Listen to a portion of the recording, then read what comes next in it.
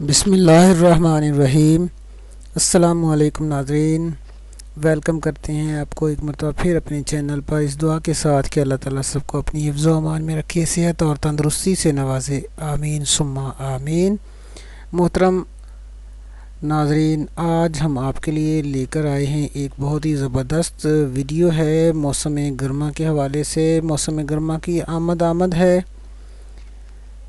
تو موسم گرما میں ہم سمر سیزن کے اندر پیش آنے والی جتنی بھی پیچیدہ سے پیچیدہ بیماریاں ہیں یا ممکنہ بیماریاں ہیں گرمیوں کی، اس سے بچنے کی احتیاطی تدابیر آپ کے ساتھ شیئر کریں گے، جو قبل از وقت ہر کسی کے لیے یہ ضروری ہونا چاہیے کہ اسے جان سکے اور اس کے اوپر عمل کر سکے۔ جیسا کہ سورج آج کل بہت تیز اس کی شعاعیں اور پھیل رہی ہیں، سورج کی آگ برساتی ہوئی شعاعیں توانائی کے پھوٹنے والے سرچشمے اس کائنات کے قیام و بقا اور مادی ضروریات کی تکمیل کا سامان مہیا کرتے ہیں۔ یہ اللہ تعالیٰ کی طرف سے کسی نعمت سے کم نہیں ہے جس پر ہم اللہ تعالیٰ کا شکر ادا کرتے ہیں۔ ہر حمد اس کی، ہر لحظہ، اس کی ہر آن، ہر وقت اس کی تسبیح اور تحمید اور اس کی تحلیل و تکبیر ہم بیان کرتے ہیں اس کی ابدیت کے لیے۔ تو ضروری ہے کہ ہم اس ذات ارحم الراحمین جس نے انسانی ضروریات کی تکمیل کے لیے، اس کی بقا کے لیے ہر چیز کو مہیا کیا، ہر چیز کو مسخر کیا، موسمی تغیرات بھی انسان کی معاشی، معاشرتی اور سماجی ضرورتوں کو مد نظر رکھ کر پیدا کیے گئے ہیں، اور پھر انسان کو فکر و تحقیق کی ان قوتوں سے بھی نوازا ہے جنہیں بروئے کار لاتے ہوئے انسان ان تغیرات کی مخفی حکمتوں کا ادراک کرتے ہوئے ان سے فیضیاب حاصل کر سکتا ہے۔ تو آج کی یہ انٹرسٹنگ ویڈیو جو ہے، اس کے اندر ہم یہی چیز ڈسکس کرنے جا رہے ہیں کہ موسم گرما میں رونما ہونے والے جو تغیرات ہیں اس حوالے سے صحت و مرض کے لیے جو ضروری چیزیں ہیں وہ کون کون سی ہیں۔ اس کے اندر ہم احتیاطی تدابیر کا بھی ذکر کریں گے، خوراک، لباس اور جو ممکنہ دوسری پہلو ہیں ان کے اوپر ضرور غور کریں گے۔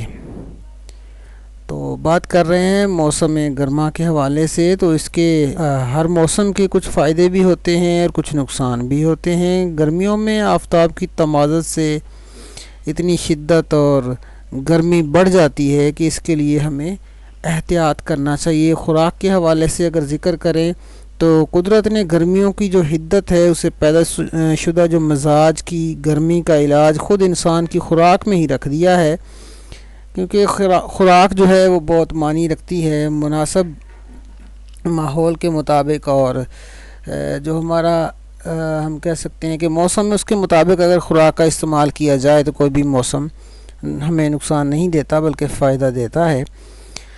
تو اللہ تعالیٰ نے ایک بہت بڑی یہ نعمت سے ہمیں نوازا ہے کہ ہر موسم کے مطابق ہمیں خوراک مہیا کی ہے، اور مزید یہ ہے کہ انسان کو یہ شعور عطا فرمایا ہے کہ وہ قدرت کے فراہم کردہ پھلوں، سبزیوں کو اپنے مزاج کے مطابق اس کا انتخاب کرے۔ اگر ہم کدو، ٹنڈے، پالک، اروی، دیسی توری کھاتے کھاتے سردی کی غالب آنے کا ہمیں خطرہ ہو تو ہم کریلا استعمال کر سکتے ہیں، اور اگر آلو بخارا، تربوز، کھیرا اور ککڑی جیسی اشیاء کے باعث طبیعت میں ٹھنڈک پیدا ہو جائے، اس کے آثار نمودار ہو جائیں تو ہم آم اور خوبانی کو اس کا مداوا کے طور پہ استعمال کر سکتے ہیں۔ ان کے علاوہ دودھ سوڈا ہے، برف ہے، آئس کریم ہے، جو کے ستو ہیں، لسی ہے، سرد مشروبات اور عرقیات وغیرہ بھی ہم استعمال کرتے ہیں۔ اور اگر ٹھنڈا پانی بہت زیادہ اس صورت میں ہم اگر شدید گرمی ہو تو ہم ٹھنڈا پانی بھی استعمال کرتے ہیں اور غسل وغیرہ بھی کرتے ہیں، تو بدن کی گرمی سے کافی حد تک دور ہو جاتی ہے۔ اس کے علاوہ دھنیا ہے، اناردانہ کی چٹنی ہے، املی ہے، آلو بخارا ہے، فالسا ہے، پیٹھا ہے اور لسوڑے وغیرہ بھی پیاس کی حدت کو کم کر دیتے ہیں۔ اس موسم میں نہ تو زیادہ ٹھنڈی اشیاء تسلسل کے ساتھ بکثرت کھانی چاہیے اور نہ ہی بہت زیادہ گرم چیزیں کھانی چاہیے۔ معتدل خوراک ہی انسان کو صحت مند رکھ سکتی ہے۔ گرد و غبار سے اٹی ہوئی چیزیں خریداری کرتے ہوئے اور اشیاء کے استعمال سے ہمیں پرہیز کرنا چاہیے، بالخصوص اس موسم کے آخری مہینوں میں جب نم آلود آب و ہوا کے ہمراہ جراثیم کھانے پینے کی اشیاء پر یلغار کرتے ہوئے نظر آتے ہیں۔ کٹے ہوئے پھل، برف کے گولے اور ردی مشروبات اور دیگر غیر محفوظ اشیاء کا ہمیں کھانا پینا بہت نقصان کا باعث بن سکتا ہے۔ اگر ہم دیکھتے ہیں لباس کے حوالے سے، تو جسم کی زینت اور خوبصورتی ہی لباس کا متقاضی ہوتی ہے۔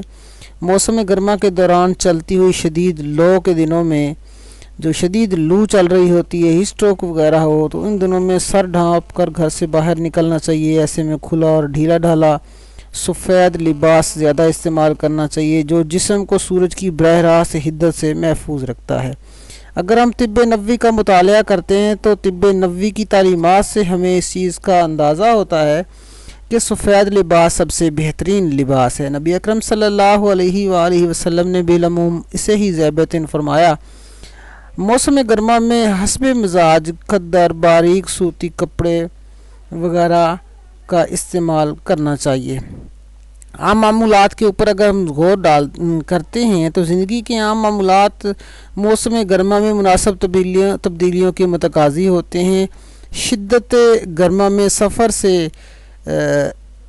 اعتراض زیادہ مناسب ہے، لیکن اگر ضروری ہو تو صبح بعد از فجر اور شام کے لگ بھگ سفر کرنا چاہیے۔ دوپہر کے وقت خود کو محفوظ رکھنا چاہیے۔ سفر چاہے اے سی کا ہو، ایئر کنڈیشنز کا ہی کیوں نہ ہو، لیکن اس کے لیے ایسی سواری کا انتخاب ضروری ہے جس میں زیادہ رش نہ ہو، زیادہ بھیڑ نہ ہو، زیادہ تعداد نہ ہو سواریوں کی۔ اس کے علاوہ ایک اور چیز میں آپ کے سامنے گوش گزار کرتا چلوں کہ سفر کے دوران چھتری کا استعمال ضرور کریں۔ چھتری ہمیشہ اپنے ہمراہ رکھیں۔ کسی بھی وقت پیدل چلتے ہوئے ہمیں اس کی ضرورت پڑ سکتی ہے، اور زیادہ گرمی کے جو دن ہوتے ہیں ان میں ہمیشہ سایہ دار اشیاء کے سائے تلے ہمیں چلنا چاہیے۔ اس کے علاوہ بازار کی خرید و فروخت جو ہے وہ بھی ضروری، روزمرہ زندگی کی اشیاء کی خرید و فروخت کے لیے ہمیں ایسے وقت کا تعین کرنا چاہیے جس میں ہمیں گرمی سے ہم اپنے آپ کو محفوظ رکھ سکیں۔